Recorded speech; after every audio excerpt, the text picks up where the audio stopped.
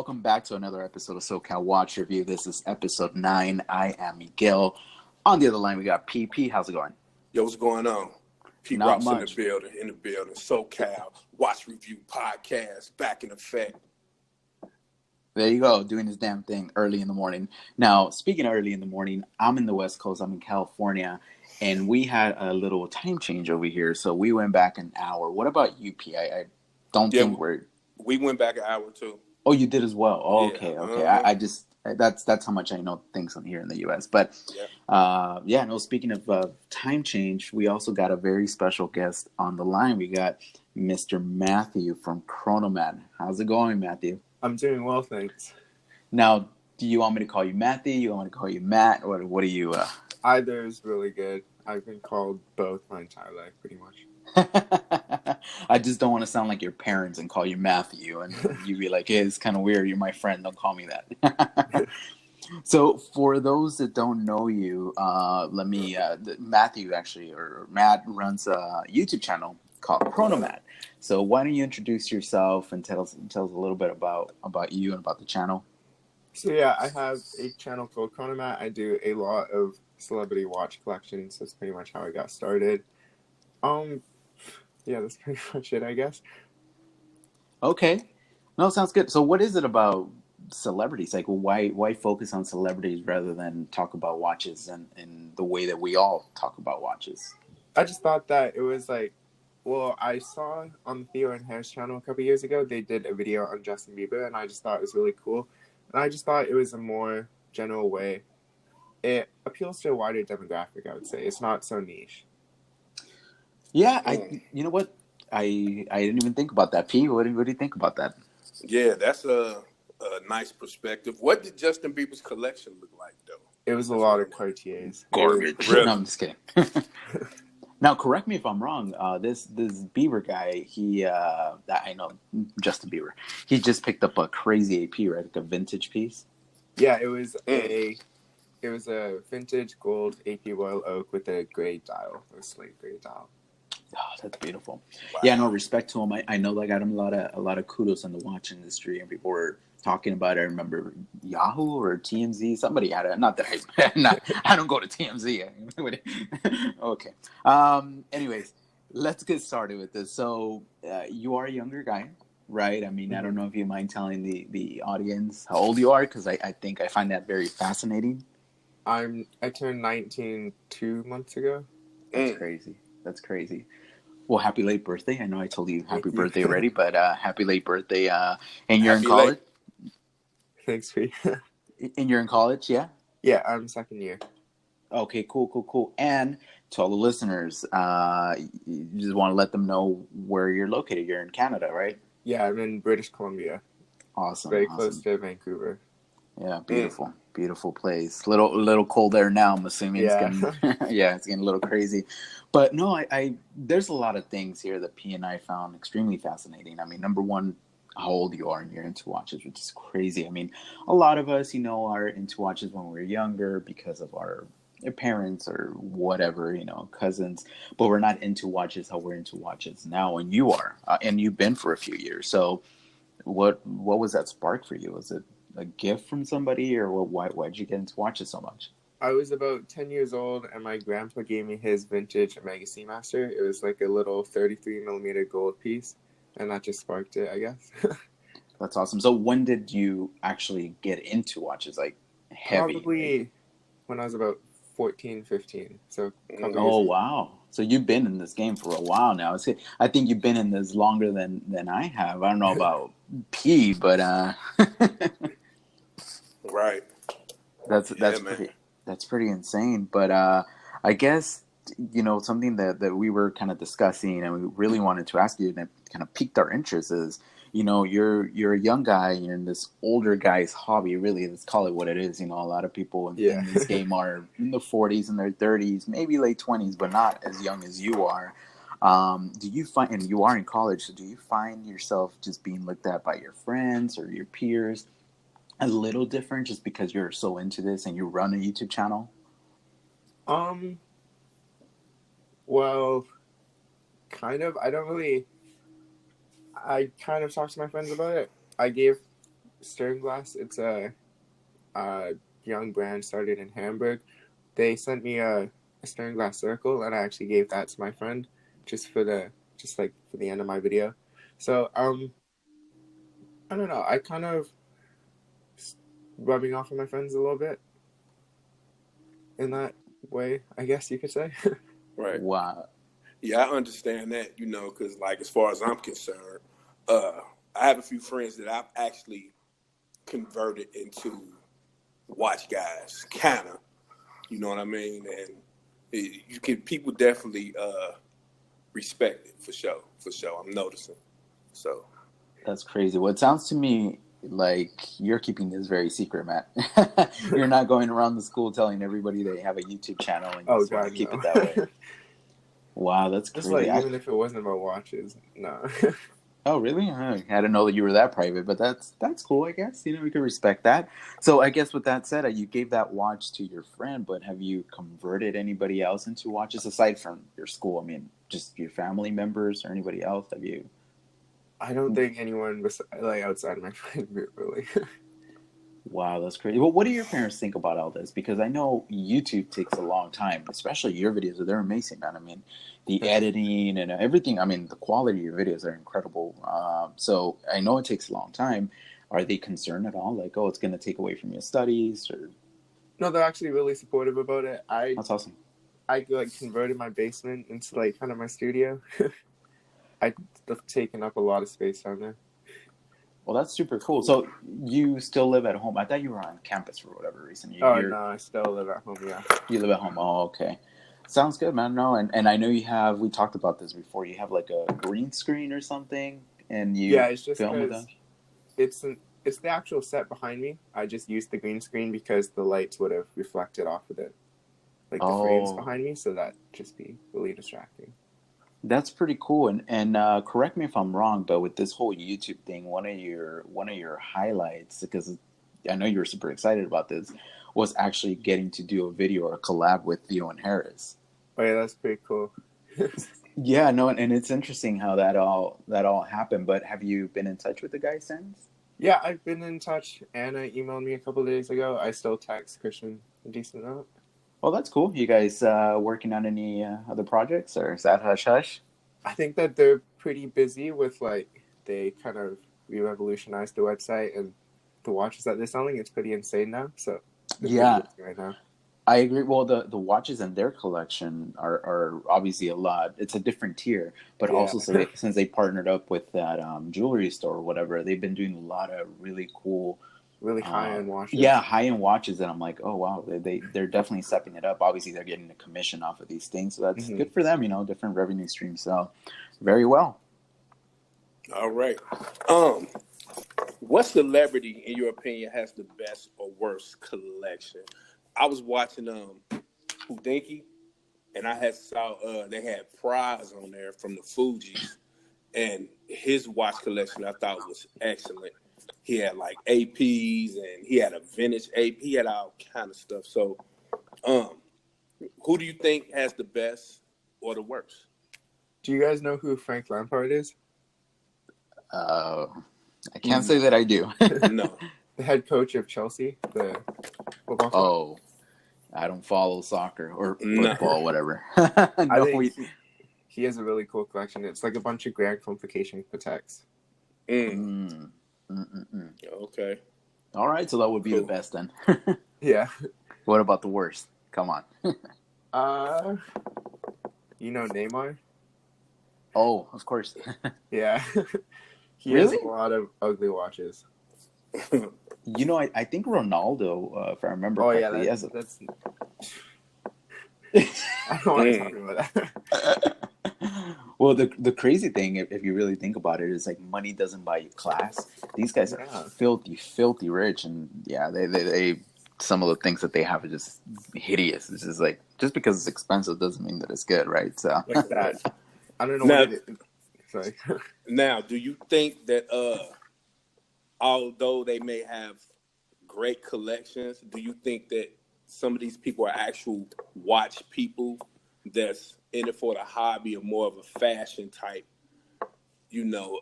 enhancement look type of deal? I feel like you can kind of tell if they're more into watches, dependent on obviously the watches they have already in their collections. So like Frank Lampard, all the grand complications, he has a bunch of replicants, stuff like that. I would hope that he's into watches, Right. unless he has like a stylist or something like that. But even then, they would have to be really in the know. Whereas if you look at someone else, if they just have like a bunch of stereotypical Royal Oaks offshores, just like the rose gold 5980 stuff like that, I feel like it's not so much. It's just more as an accessory. Okay. Well, All who right. do you think has more flex pieces then? Would it be, speaking of celebrities, would it be like a sports figure? Would it be like a Hollywood Yeah, star? a lot of European football players have ugly watches, and they're all like Mm-mm. Ronaldo has a bunch of pieces over $1 million. He has like that pink diamond Frank Muller. Mm-hmm. He Right. also had like a 15 millimeter Breguet. Like like he has so many Mm. watches over $1 million, but they're all so ugly, honestly. Well, then Wow. it's fair. It's fair to say then that the guy is not a watch guy. The Yeah, guy hundred just like percent. piece it. He's just a flex. He's just a Yeah, flex move. Yeah, I know he has a crazy car collection too. So I yeah, don't know he's if he's got a like car guy, but Bugattis. oh, well, there you go. Maybe he is a car guy. Well, here's another celebrity for you, Floyd Mayweather. I mean, Flex. flex, Flex, Flexing. 100%, Flex. 100%. 100%. Like But the then, Yeah. Jacob but and then, Co billionaires watch. yeah, that's crazy. But then Yeah. we talk somebody like, what's her name? Geez, I had to name this host lady. She has her own Oh, show, Ellen. Ellen DeGeneres. I mean, Yeah. come on. Do you You, know Amsterdam vintage watches? yes, I saw that. I saw Yeah, that. that's pretty cool. You know that guy from Amsterdam Vintage Watches. He's actually friends with Cameron Barr, the guy that we had in a previous episode from Craft and Oh, Taylor. that's cool. Yeah, they're friends. He actually hung out. Actually, when he came to LA to do that thing with Ellen, I think he stopped by his shop first because I saw it in his Instagram account, and then he posted it there. And then Cam put something like goals or something, so they know each other. But that's incredible. What was it like a Daytona, right? Like solid gold I think it was Daytona. like a 6264 Paul Newman or something like that. Mm. Yeah, It's like a gold. It was a gold Paul Newman, and then in that reference, I remember because Adam Levine has the same watch. It's like super rare. There's a that's very limited amount. That's crazy. I would love to see what's in Ellen's collection, like all in all. Like I really wish she would come out and just say, "Hey, this is everything that's in my collection." Obviously, they don't because of a number of reasons, right? I think number one, they don't want to be robbed, maybe, Yeah, but or the amount of watches that have already been spotted, it's like insane. it is, it is. So, and from what we know from Ellen and what we see from, let's say, John Mayer, because there's another heavy hitting guy. Mm-hmm. Who would you say has the better collection? I don't know. Right now, Uh-huh. like whenever you say John Mayer, the two pieces that I like immediately think of, he has a Rainbow. couple of rainbow Daytonas, and Mm-hmm. then he has a huge AP concept to Tourbillon. Mm. Oh yeah, yeah, yeah. I'm not That's a big crazy. fan of that concept tourbillon. It's a See that? little, yeah, it's a little in your face, a little big, Yeah. but I don't know. Well, speaking of celebrities, and obviously this whole episode is going to be based on celebrities, I really want to get your take on this. So we were talking about brand ambassadors, right? Mm-hmm. And it hits and misses, whatever. But who, in your opinion, has the biggest impact when it comes to ambassadors? Would it be a sports figure, a Hollywood star, a social media influencer? Well, I feel like brand ambassadors, they like majority of them are targeted towards widening a brand's demographic. I Mm-hmm. feel like they're kind of targeting the wrong demographic because I know Tudor has like David Beckham, Lady Gaga. That's Right. not really targeting who is actually going to buy a Tudor. But I feel like Risha Mill does a good job with this because their watches are not worn by older people. It's usually people in their 20s, really rich people. So I think that I don't know. They're kind of targeting the correct demographic, I would say. Well, Mm. Richard Mille, however you want to pronounce it. Correct me if I'm wrong, but they're brand ambassadors at tennis player, right? They got like Rafa Nadal, they have Bubba Watson, they have, I don't remember his name, but it's a pink Risha Mill, and I think it's a track star. It's a lot of Mm. athletes. Do you think they should hire Drake as ambassador? I mean, it would probably fit the targeted demographic. it would fit Yeah. whoever Yeah, way. it would be. I think it would be smart for Well, sure. the guy. Well, here's the thing. It wouldn't even feel like he's working for them because he has Yeah, so he many already of his wears it personal already. collection. Right. Right. Mhm. It's a perfect fit. They really should give it to him. Or I mean, if you really want to make an impact, you try to get somebody like a Jay-Z on your side, and I think all the rappers would jump on that train real Yeah. quick. You think so? I You mean, think? come on. I I don't mean, know. Hove. Hey, come on, P. Hove is the. I'm not saying he's the greatest, obviously, but he's really good. Not only that, but he is an influence to a lot of these rappers, like and a lot of people because the guy being a billionaire, being married to Beyonce, whatever. I mean, come on, he is an influencer, whether you like it Yeah. or not. I mean, he's looked upon as the god, So Do you guys Yeah. remember? Yeah, Sorry. but I think Drake would be a better ambassador than Jay for this. Really. I feel like You currently, know what I yeah, mean? Yeah. At the moment, yeah.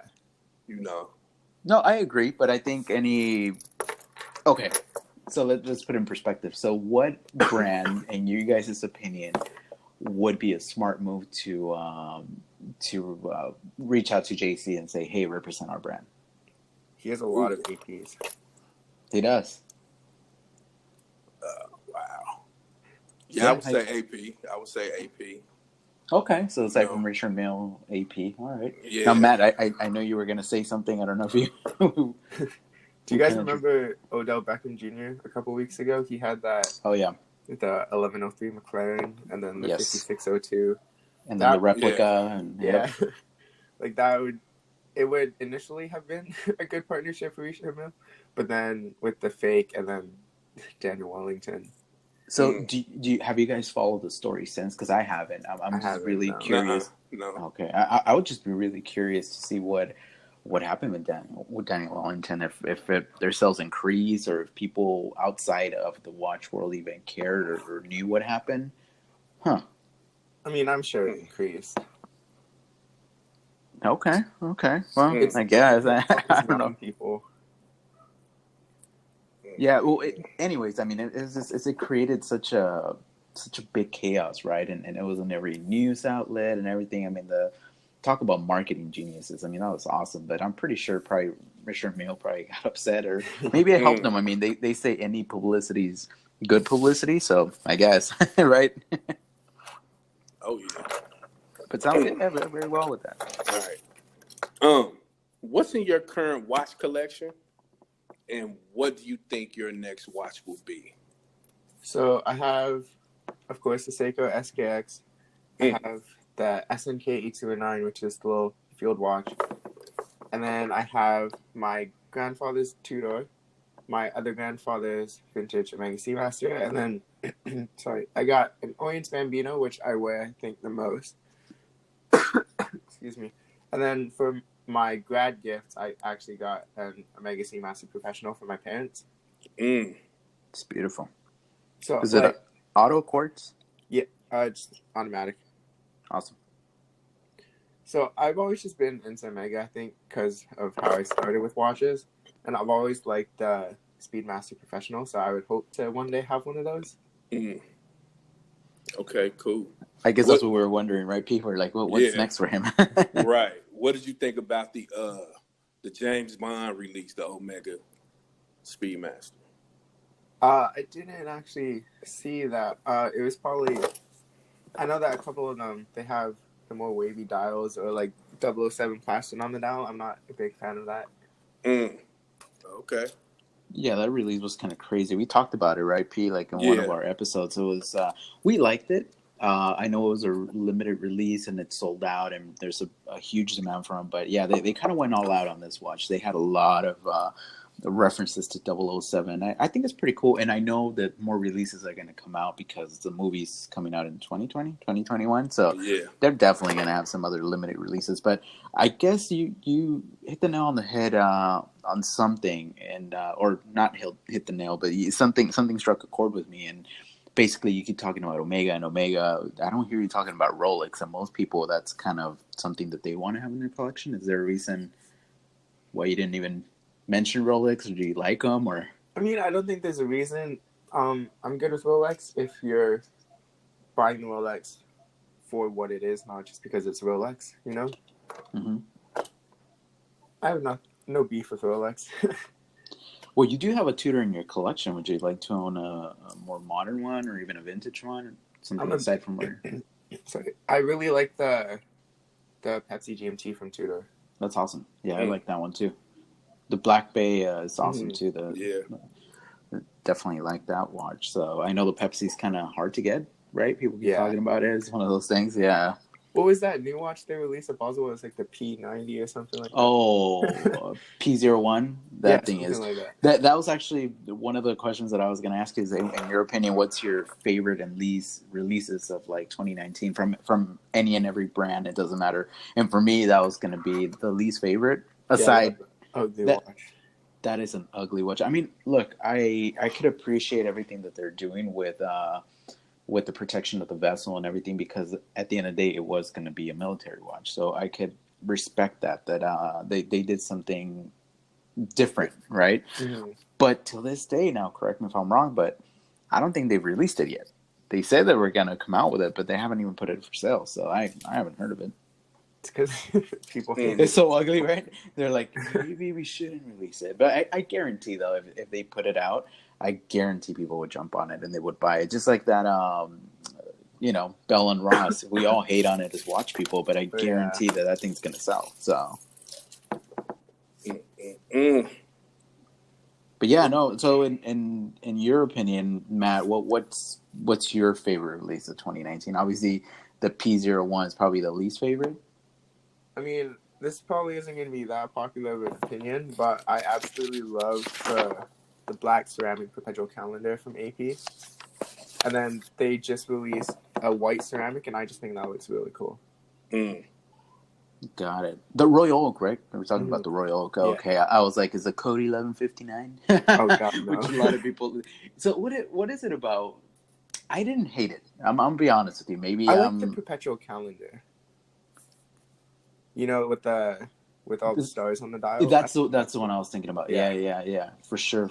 I know Timex just came out with something, the Scorpio or I'm not comparing Timex and AP in here. I so don't kill me for this, but I know they released something very similar with like the Libra, or I don't know, and it just really reminded me of that perpetual dial from AP. And speaking of Timex, I don't know if you guys saw that thing that they're doing, the little release with the Pac-Man. Yes, I'm loving it. That's I'm fun. loving it. I'm loving it. Yeah, For no, sure. it's cool. I really like what Timex are doing, and I don't know if you saw the news there, Matt, of the Batman that they're potentially releasing. Yeah, I saw that as well. I saw it on your channel. Oh, yeah, both P and myself actually put some information out there. Now we're hoping this really does happen, or else it's going to ruin our credibility. But I think we're pretty confident in it coming out. So what's your take on that? Do you think it's a smart move or kind of dumb or? I mean, I like the watch. I think it'd be cool if it came out. I'm not a big fan of the bracelet, but I'm sure that 100% it's going to sell out because the Of course. Pepsi, both like releases of the Pepsi sold out, didn't they? They did. They And actually it was like released it super like fast. 3 or 4 times. Yeah, I was on that Yeah. second wave. I picked it up. Now, full disclosure here, I have mine for sale already. So I bought it, and I bought into the hype, and I didn't wear it outside of the house. So I did the video, and I just wore it, and that bracelet just didn't sit with me. And then I changed the band on it or whatever, and I put a leather one, and I was like, it just doesn't. Something about it just didn't speak to me. So I put it for sale. So I don't know. Anybody listening, you want to buy it? If I still have it, let me know. But yeah, that bracelet just. I don't know. I guess it's a little too vintage for me. I don't know what it is about it, but yeah. No. Speaking of, me having that watch, we completely forgot to do the wristwatch check. So, Matt, what are you wearing today? I'm wearing my Seamaster Professional, which is funny because I'm wearing my pajamas with it. I just threw it on for this. That's me too. Don't worry. I have my pajamas too, and I'm wearing a watch. So I know P. I think you're at work. Is Yeah, that I'm correct? at work. Yes. Yeah, it's crazy. So we had this whole thing planned. To everybody listening, we had this whole thing planned. You know, that's how we kind of do the podcast. We send out the questions to the guests, and P was ready to go, and then he got called into work last minute. So he's actually at work right now doing this. So hope your boss is not listening, P. I don't think they Nah, watch nah, people, I'm, but nah, I'm good. I'm safe. I'm in the conference room, and it's just me by myself. Everybody on the other side of the property, so that's it's awesome. all So good. what are you wearing, P? Bulova Sport. Oh, okay. Yes, Is that yes, sir. the The high blue beat one, the high blue beat one. movement or Yeah, what? yeah. Happy movement. The blue one with the silicone strap. Nice. That's cool. A lot of people, a lot of people sleep on Bulova, and I own two. I own my Precisionist, which is a monster, and I don't like wearing it too much because it's like 58 millimeters or some Yeah, crazy thing. Jesus, big. It's insane. It's insane. So, but it's cool. I mean, nonetheless, I was like, the quality built on these things. I don't know if Matt, you ever seen one in the metal, but they're incredible. I mean, for what you're paying is just all the attention to detail, especially when you put it on a macro. Oh Uh, yeah. on on my watch, you could see all the carbon fiber dial and the curves, and it's a really cool watch. But I think they kill it in the size. If it was smaller, I think it would appeal to a larger demographic. But because of the size, it's just a little gaudy. But I also have my vintage Bulova, the railroad approved one, and it's super That's a cool. nice piece. That's Yeah, a it's nice piece. super cool what they were doing with the turning fork, and is this the way that it hums. You put it next to your ears. So I think Bulova has the history for sure, and they have a lot of potential to do great things. I know they came out with a few releases that probably nobody's even talking about because they're kind of ugly and they're kind of big, but they have the potential because they have that movement, they have that history.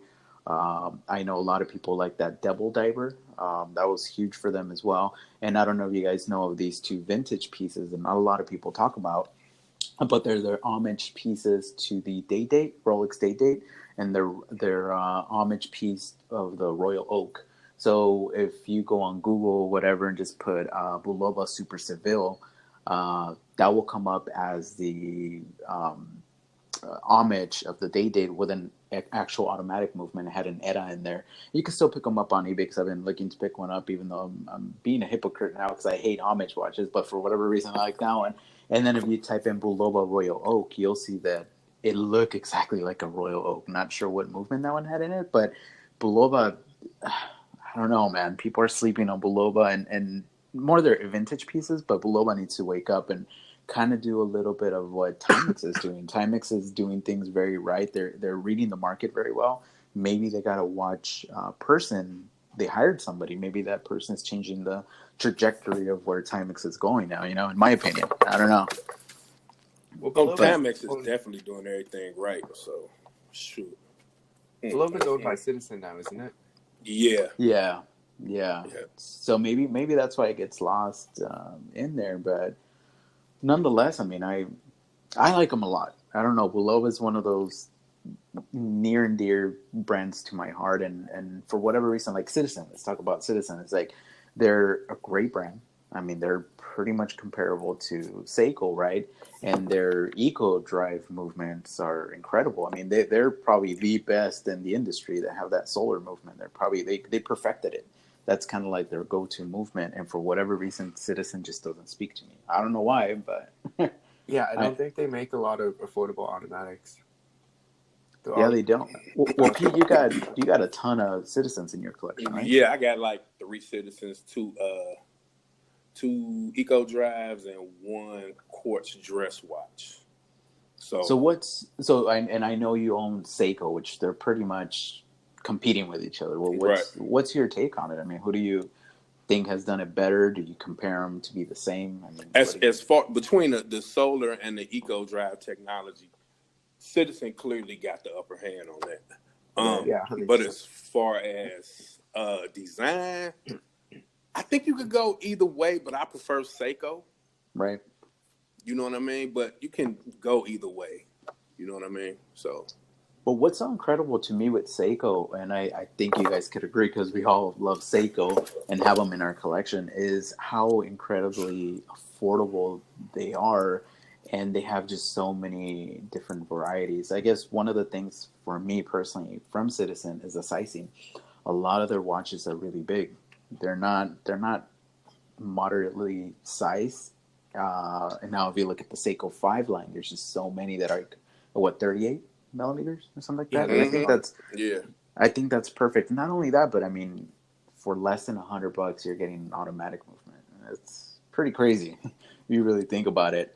Obviously, they're trying to position themselves higher now with the Seiko 5, and it's not going to be affordable anymore. But Right.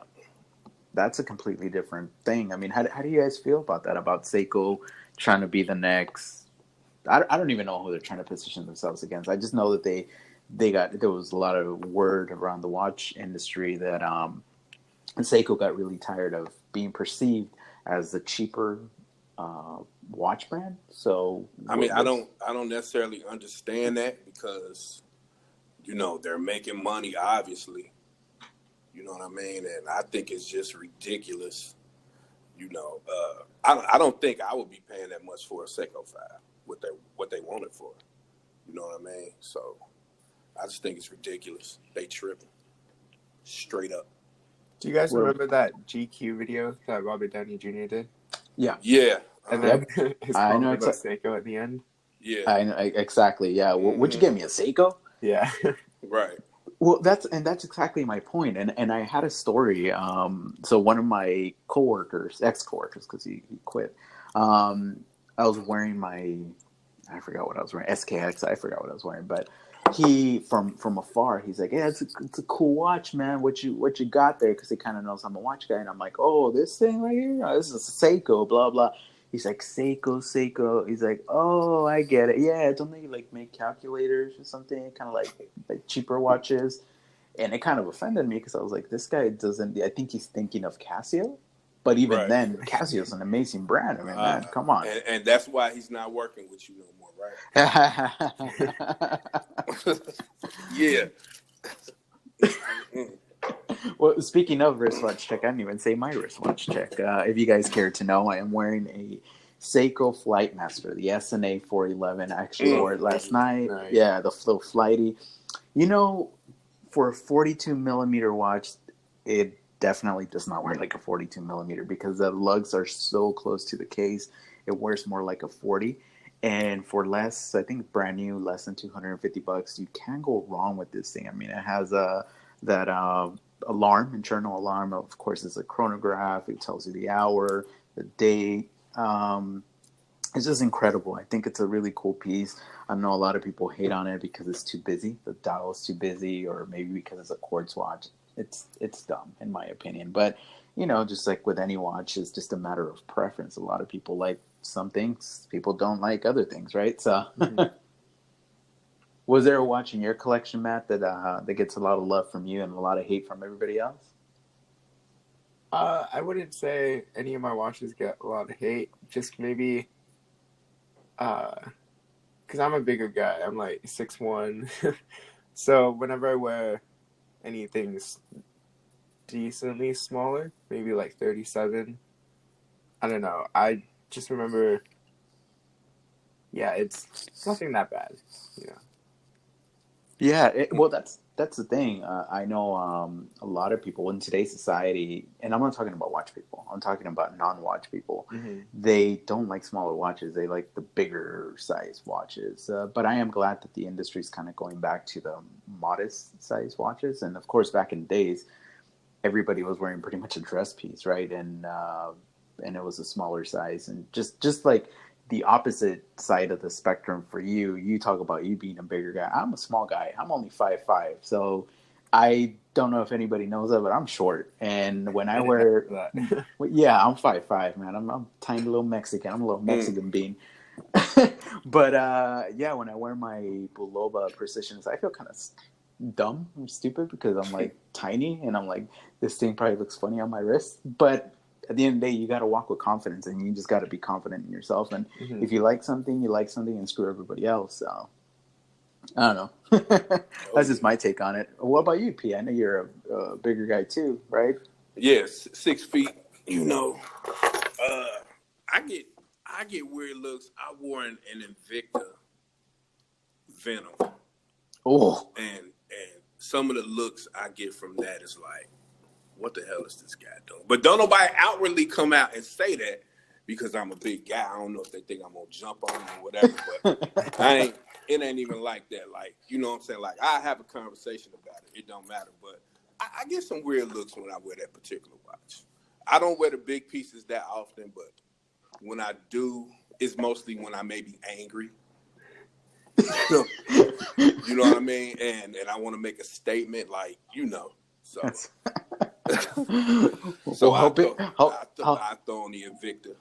You How know, big so. is that thing? I know. I think it's a monster. I think it's 50 millimeters. Oh, okay. 50 millimeters. Yeah. Yeah, that thing looks crazy. Is that the But one that spits poison out? right, there Does it it have the is. button on it? There it is. There it is. You know what I'm saying? But like you say, I'm a big guy, so it doesn't look like, you know what I'm saying, overly big on me. But the way it sits off of my wrist, you know, I could be shooting venom. Absolutely. That's funny. Well, I know you picked up an Omega Seamaster. That was what, 34? Yes. How does that sit on your wrist? Lovely. Nice. Well, how big is your Lovely. wrist? Speaking of, say like seven and a Seven, quarter. about 7.25, something like that. Yeah. Okay. But it's lovely, man. It's lovely. You know.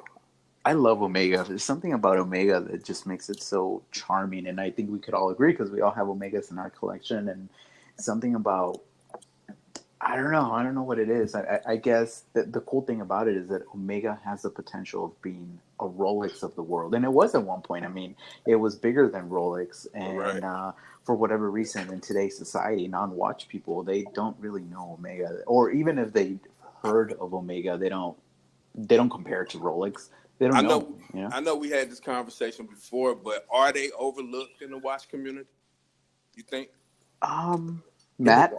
in the watch community, I wouldn't Yeah. say they're overlooked because there's a lot of love for Omega, but just like in regular society, I'd say yeah. Oh, okay. Because like in regular society, people looking for like Rolex and Yeah. you know what's So Yeah. yeah. Well, something that was kind of crazy. I'll give you another little story. So the time that I had that dinner with my dad. Now, for some of you listening, I've spoken about that before. I don't have a great relationship with him, and we kind of speak very rarely, whatever. But we did meet for Christmas last year, and that's when he gave me the Bulova off his wrist, and it was very special. But we were talking a little bit about watches, and I told him something about my Omega, and he was very surprised, and he knew exactly what it was. And he actually had an Omega in his collection back in the like 60s or something. So it was just incredible to me that his generation, maybe older generation, actually do know a little bit more about Omega than today's generation. And maybe it was because Rolex was just kind of coming up in the world back in the days. I don't know what it Right. is, but yeah, it's unfortunate that I had that thing with my nephew, right? I had him on the show as well on my YouTube channel, and it really hurt my Oh feelings. yeah. It hurt my ego, to be honest with you. So I'm here with my little Mega Speedmaster that I picked up, right? A little vintage piece, automatics. It's not the professional, but it's an Omega Speedmaster nonetheless. And we're like, I'm showing him my Casios and everything else, and he's 10 years old. He's like, oh, okay, cool, and then he straight up just asked, "So, do you have a Rolex in your collection?" When I said, "No, I don't," he just completely lost interest and walked away. And it really hurt my feelings. And now afterwards, I thought, like, well, he's 10 years old, like, really being hurt by a 10-year-old. But I mean, kids are very honest, and it just kind of really showed me that if, I guess, in society, if you don't have a Rolex, you haven't made it yet, or you're not a watch guy, or I don't know what the perspective is from non-watch people, but what's you guys' take on that? Do you feel like in your collection, if you don't have a Rolex, non-watch people are going to look at you not weird, but think that you haven't made it? Nah, I don't think like that at all. You know what I'm saying? It's all in state of mind, man. You know what I mean? You can wear, like I got on the Bulova now. You know what I'm saying? I feel just as hot as if I would have a Rolex on. Well, almost just as hot. Yeah, but it's all in state of mind, man. You know, and I think that when people see you and they know what you're into, they don't necessarily think Rolex, Rolex, Rolex. They just know that you're into timepieces, watches. You know what I mean? So I ain't necessarily worried about that. What's your take on it, Matt? Yeah, I think that as long as I enjoy the watch that's on my wrist, I think I'm cool. Yeah, yeah, That's yeah. cool. No, I'm just gonna be transparent. A few lately, I'm becoming, and lately meaning maybe the past year, I've become a lot more humble. But growing up with really nothing and really poor in Mexico, and coming here and kind of working hard and getting more things for myself, I kind of had that mentality of the flex. And I remember this very clearly being a car guy. My first car was a Honda CRX 1985 SI model. And it was an older car. I thought I was super cool. I was like 18 years old, bought it by myself. But from there, I progressed and I got something better and better and better. And by the time I was in my early 20s, I was driving a Honda S2000, you know.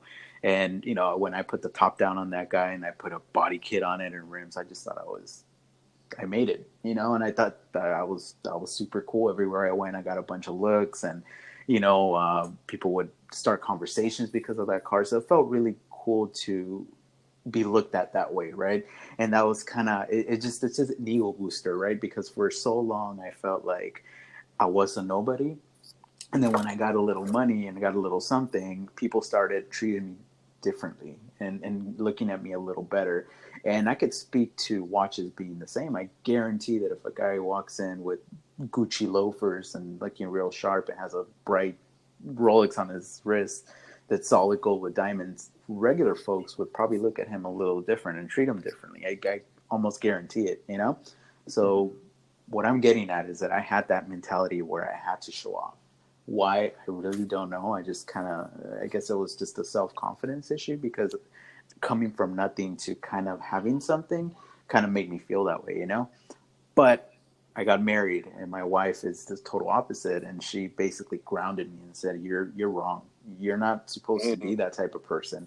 And now I'm wearing Seikos and I'm cool with it. You know, like I really want a Rolex in my collection, but it's not as a flex piece. It's more as a personal goal, as a personal grail. And really my grail is Datejust. I mean, that's as vanilla as you can get with Rolex, you know? Right. Man, I didn't know this was going to turn into a therapy session. What are you guys doing to me? Hey man, it's all good, man. Just be cool. Be cool. Yeah, no, this whole watch thing, seriously, and it all started for me as that, you know, as like it was about flexing. It was about, well, what watch can I get that looks expensive and is cool, but then it turned into a love for the mechanical aspect and the art aspect and the historic aspect for me. And I will hope that it will continue to be that way, and hopefully I could instill those thoughts or that spirit into my son as well, because I know he's kind of getting into watches. He's only 4, but I want him to know that it's not okay to be flexing, really, you know. Right, right. Yes, sir. But Matt, I don't know if you want to tell the good people where they could find you, they could follow you. YouTube.com/Chronomatt watches, I believe. I'm also on Instagram, Chronomatthew. I don't really post on Instagram though. No, that's cool. I mean, but if we could get you a few more followers, that's very cool. Now, let me ask you something before we close off, because P and myself don't have 1,000 subscribers on our YouTube channel, but you do. So congratulations. But when you hit that 1,000 subscriber mark, did brands start reaching out to you, or did you notice that, or Not really. It's no? Oh, I okay. think you gotta be like higher than 1,000, I would assume. I mean, I've gotten Mm-hmm. a couple of emails, but they're pretty sus, you know. Yeah. Well, you got Mm. that piece, right? You tell me you got Yeah, that that was piece, and the stern glass was pretty cool. that's cool. Well, here's a sad story, and this is the whole thing with our culture, YouTube, or I don't know, I don't know how to put it into words, but I'm gonna be honest with you. So what I do for a living is sales, right? So my Mm-hmm. whole approach is kind of marketing, sales. I deal with people. I talk a lot. I try to make things happen, connect people, and try to get things approved on my line of work. So I'm kind of taking that same approach in my whole YouTube thing, and I think I've been kind of successful in regards to this whole podcast and getting a lot of people on the show, and we have a lot of people lined up. So stay tuned. But I've been reaching out a lot to different brands, so different micro brands, a lot of companies out there. I don't want to name names, but a lot of companies that sell straps, and I've been trying to feature them on the show, on the podcast. I've sent a lot of emails to a lot of different people, and only one company has gotten back to me. And basically, they said, due to the number of subscribers, you're just not good enough for us. Basically, we could give you a promo code, which is pretty cool, you know. And I kind of promote that every once in a while. But it's kind of crazy to think that that they look at somebody just because you don't have the number of subscribers, they don't take you serious, you know. But I get it; it's a business at the end of the day, right? So that's why I was just kind of curious. You as 1,000 subscribers, if it makes a difference, because that's what I'm hoping to get to, and obviously P as well, to Oh at yeah. least 1,000. So they know we're a little bit more serious, and they know we're being monetized. Maybe that'll make a difference, you know. I don't know. Mhm. So we shall see. But before we close, we started this new thing where we talk about other things aside from watches. So anything that you want to recommend, anything that happened in the week, anything aside from watches. So Matt, we'll let you go first. You got anything? I watched the movie Cabin in the Woods yesterday. Oh, okay. Mm. It was, I think, a horror movie released in 2011. It wasn't that scary. It was very gory, though. Yeah, I watched that movie. So I know exactly what you're talking about. Yeah. Yes. Do you recommend it then to other people, or was it a Sure. flop for you? It was okay. I It mean, was I wouldn't okay. watch it again. It's kind of a cool premise, though. It was pretty interesting. Yeah, it was pretty cool. I liked it. Are you into horror movies or just kind of? I've kind of gotten into horror movies lately. I really like It and It Part 2. Those good movies. Oh yeah, yeah. I Great. remember when the first ones came out in the '90s. I was a younger guy, and I remember Pennywise. He never really scared me, but I thought it was a Well, the really new cool Pennywise is a concept. lot scarier than the old one. Mm. I agree. You know, and the thing about re-releases is that a lot of times they kind of kill the movies, but for Yeah, me, I that's think they true. made it better. So, in my opinion, Oh yeah. yeah. P. Well, yesterday I had the opportunity finally. Me and the family went out and saw Joker Oh, I've heard Oh, that's really and good. Gemini Man with Will Smith, and Joker was outstanding. really? You know, Huh? I definitely recommend Joker, and Gemini Man has gotten a lot of slack. I guess because it didn't sell like it should sell for a Will Smith movie in the box office, but it was pretty good, pretty good, pretty good. But So Joker, mm, mm, mm. I hear a lot of controversy with that whole Joker thing, and I don't know if you guys saw there was a website floating around talking about a Russian guy committing suicide on like a live stream. I don't know if it was Facebook or something. He kind of referenced something about suicide and Joker, and Mm. it's just kind of crazy. I mean, we live in a society where we're influenced by everything, and it's just very insane. And I don't think it's a new thing. I think it's been around for many years as far as influencing people and things in the media. But now that social media is readily available to everybody, now we hear about it, you know. But Right. in your opinion, was it that kind of movie where you think it may influence people in a wrong way? It could. I don't see how it could. See the thing about Joker, and I hope this is not a spoiler. Is it's the age old story of guy gets bullied, guy gets tired of getting bullied, so he acts. You know what I Correct. mean? Yeah. Yeah. So so it's kind of like in that sense, you kind of feel for Joker, I guess. Like, damn, you know what I'm saying? They beat us. They did all kind of stuff to him, but and then you find out stuff about that you really shouldn't know about your family. But then it's like you get lied to, and it's just the age old story, and that's just what happens when people just snap. They get tired. You know what I mean? Yeah. No, I agree. But I don't know if that's a. This is just my opinion. In today's society, with so many crazy things going on, is just putting out a movie about being bullied and having retaliation against those bullies. I'm not really sure if that's a positive message. I That's understand. it's not. But like everything that you see and everything that you hear, like it comes to a point in time where you have to understand that it's entertainment. And if you can't take that type of entertainment, then maybe you shouldn't watch it, or maybe you shouldn't listen to it, Well, or maybe you should have somebody in your life to say, "Look, this ain't good for you. You know Well, what I here's the mean? thing. Here's the thing that you and I were adults, right? And Matthew, of course, he's an adult now. But there's, I don't want to say irresponsible people out there, but there's people that maybe are not as mature. And I'll give you an example. My cousin, he's like in his early 20s, and he had a kid when he was young. His son, I think, is 5 or 6. He Mhm. took him to go see Joker. So No, I no, was just kind Yeah, of that's scratching my weird. head. no. Why? I asked him, I'm like, why did you do that? And he was promoting it on Instagram too. Oh, we came. I'm like, why did you take your son to go see that movie? Oh, because he wanted to see it. I was like, oh, so if he wants to go watch a porno, well, no, there's limits. And I'm like, well, I just left it at that. But I'm like, look, as a responsible parent, maybe that's not the type of movie you should go out and see. But to your point, P, yes, if you have the mindset that you're kind of weak or you don't see things as entertainment, maybe you shouldn't go see this movie. Right. But unfortunately, man, we live in a society, and I'm not just talking the US here, I'm talking worldwide, where people are just crazy and they see a lot of things a little different. And I'll give you another example. Where I live, about 2 miles away from here, in a school, there was some bullying of a kid. Two guys were bullying this kid, and they went to the school and they told him that he was being bullied. They just completely ignored him, and it was a reoccurring thing. Well, next thing you know, they had it. This is about 2 months ago. These two bullies ganged up on the kid, and he was like 13, 12. They ganged up on the kid. They were punching him, whatever. Well, the kid tripped or fell, and he hit his head on like an edge or something, Mm. and he was in a coma for about a week or something, and he passed away.